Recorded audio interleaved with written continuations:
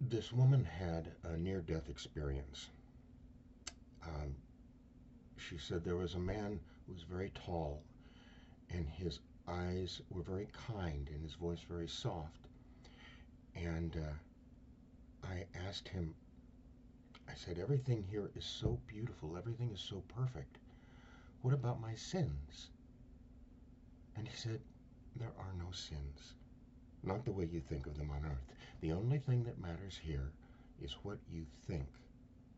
And then he said, what is in your heart? And in some way, I was able to see immediately right into the center of my soul, right into the very core of my being. And I saw that what was there was love and nothing else. The center of my being was absolute love. And I said, of course. And then I said, can you tell me what everything is all about? And he said, yes. And he told me. And it was amazing how simple it was. It couldn't have been more than 2 sentences or 14 words. And I remember again saying, of course. And then she had been told it earlier on in the experience that it was not her time, that she would have to go back. So she said, can I take all of this with me? And the man said, the answer to the first question you will be able to take back with you.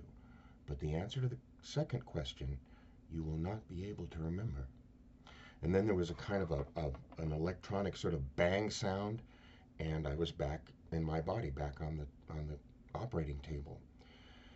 And she says that I have never been able to remember those 14 words, and I have tried and tried, but I never could.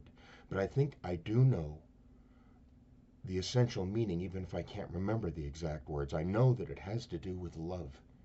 And it had to do with that moment when he said, what is in your heart? And I was able to see right into the center of myself and see that it was absolute love.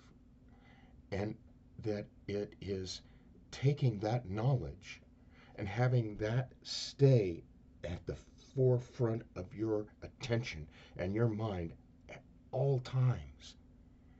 That's what the journey